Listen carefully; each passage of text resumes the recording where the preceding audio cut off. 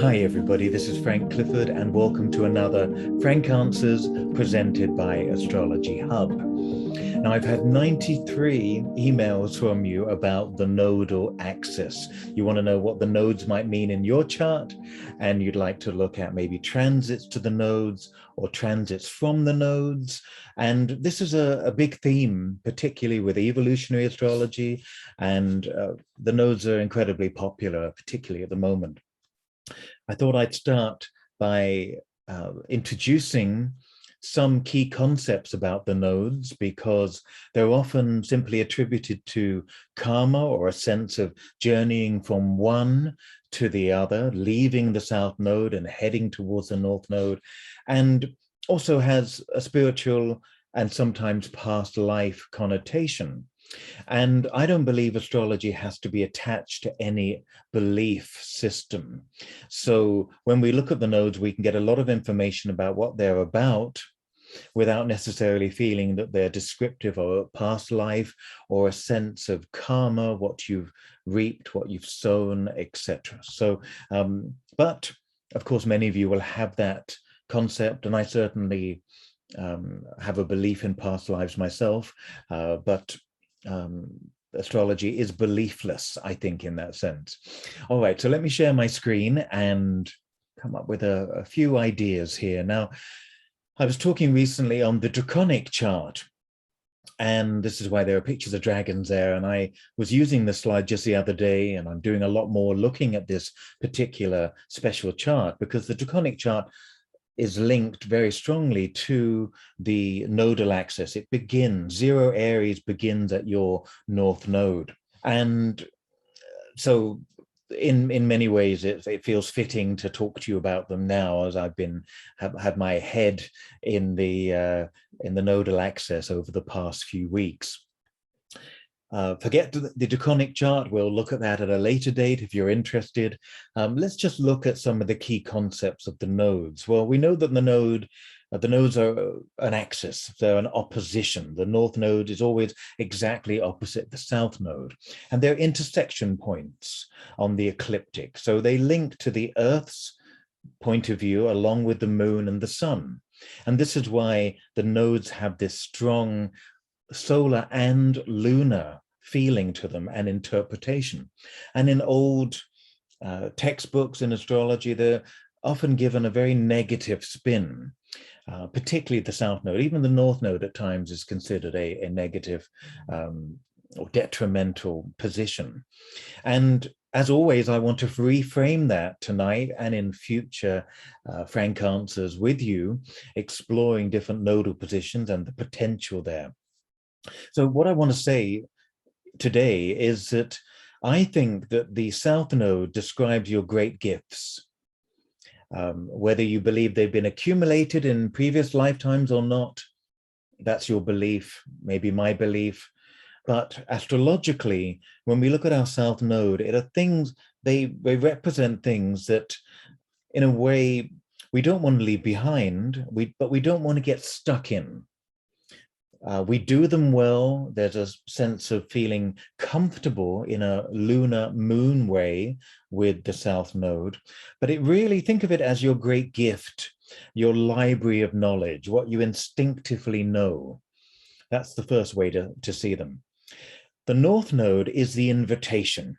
And Brian Clark, one of the great astrologers who lives in Australia, he speaks of the south node being the gift and the north node the invitation. So I borrowed those two words from him. I think they're great. And the north node is the great invitation to expand your world. Okay, and your life in that sense, on a spiritual level, personifying something beyond the physical. Really, that's all, I guess, the spiritual represents, something that we can be the very best at, to be the very best person we can be. And the nodes have that sense of growing, personal development, personal growth. But it doesn't mean we have to leave one behind, but it does mean that we're invited to explore the north node. Okay, so the south node you could see as the legacy, People have described them as compulsive or unconscious responses to situations. And yes, there's a level of that, certainly. Habits, early patterning, and something that just comes easy to you, gifts, etc. And yes, they can keep you stagnant if you stay there, but any part of the chart can go stagnant, can go dry, can go toxic even if we just stay with the way it's always been. There's always a possibility to grow and express our planets, our angles, etc. in the chart in many different ways. So the South Node is there as this mine of knowingness, of information, of knowledge, a library of vast instinctual knowledge. The North Node challenges us to, or invites us, if you want to see that in that way, challenges or invites us to explore something beyond the South Node. And remember, these signs, the nodes are always in opposite signs. And remember, opposite signs are like different sides of the same coin. So Gemini and Sagittarius are both about learning, exploring, teaching, gathering information. Gemini gathers it, Sagittarius passes it out or looks for meaning in it. So there are different ways that they explore similar themes. Yeah? Taurus Scorpio is very much about the energy of possession, emotional possession of Scorpio, and holding on and being incredibly loyal emotionally. Or Taurus, physical possession, one's stuff, holding on to one's home, one's sense of financial or physical security. So each of the oppositions, the polarities in the zodiac of signs, so you've got 6 pairs of opposing signs, they all have stories to tell from a different angle to each other. Aries, Libra, Taurus, Scorpio, Gemini, Sagittarius, Cancer, Capricorn, Leo, Aquarius, and Virgo, Pisces. Very much, as I say, different perspectives and different sides to the same coin. Okay, so with the North Node and the South Node, we're learning a lot. Just having your nodal axis in a pair of opposing signs says a lot about your spiritual path, your personal development. But don't feel that you have to leave the South Node behind. Both areas should be nurtured, should be enjoyed, should be pursued, if and when you want to. Now, the North Node is that invitation, and you have to make a conscious choice to say, yes, I want to go further. I want to try that.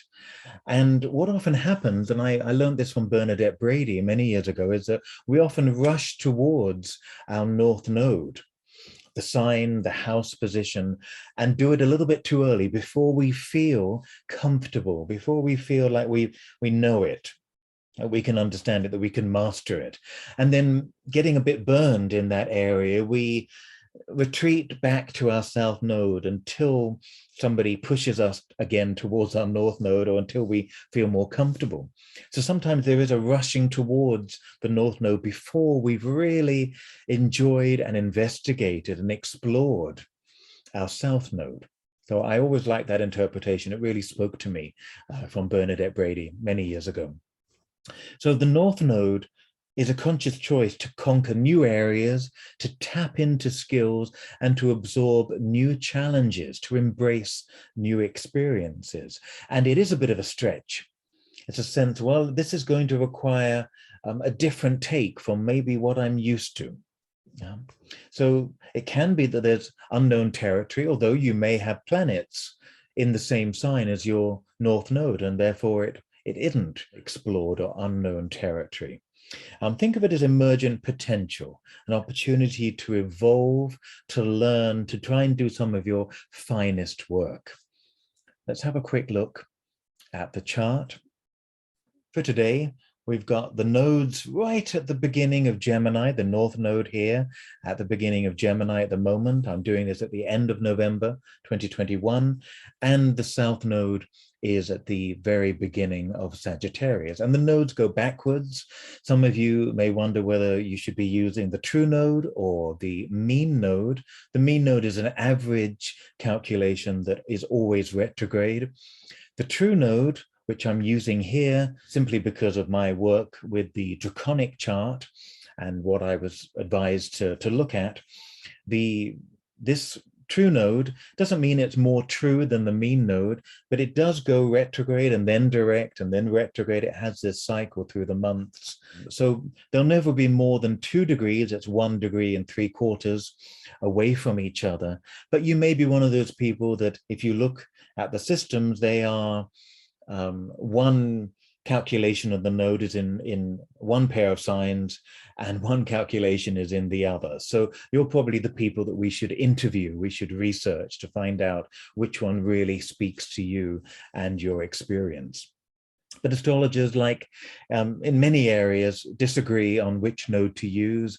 I say find people whose nodes change right on the cusp of a sign, and they change depending on the calculation of the node, and investigate, question them about it.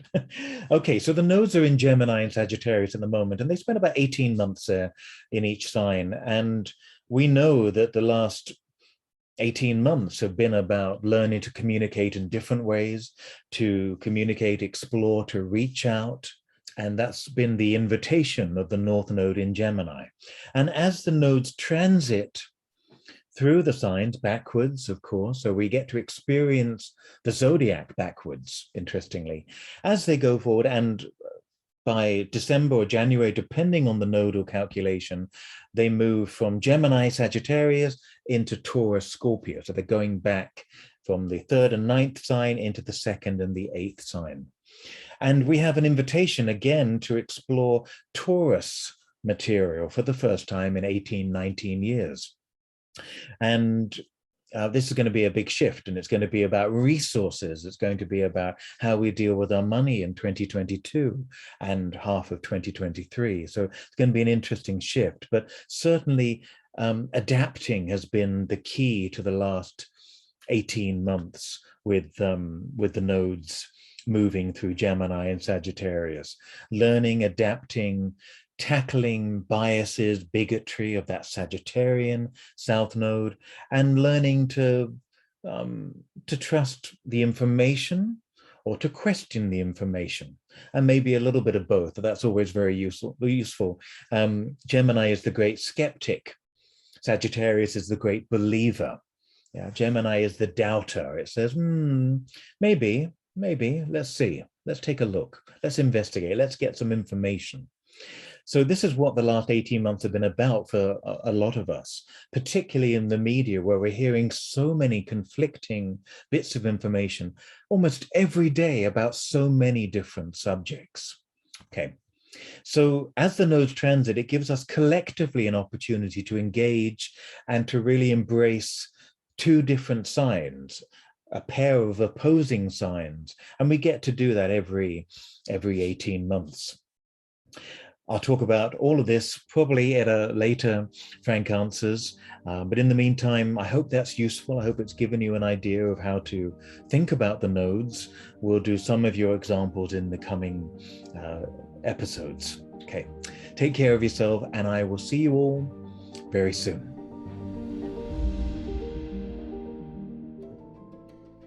Hi everyone, I'm Frank Clifford, and I wanted to invite you to the upcoming Empowering Astrology series. I'm going to work with you to get a whole new empowering perspective. We're going to recognize the invitations, the challenges, and the gifts in your birth chart, but also start to dismantle the fears and the prejudices. This 3-week journey is happening live in October for 3 consecutive Wednesdays, and you'll have access to the recordings for life. You can find out more and join me at astrologyhub.com/empowering astrology. Hope to see you there.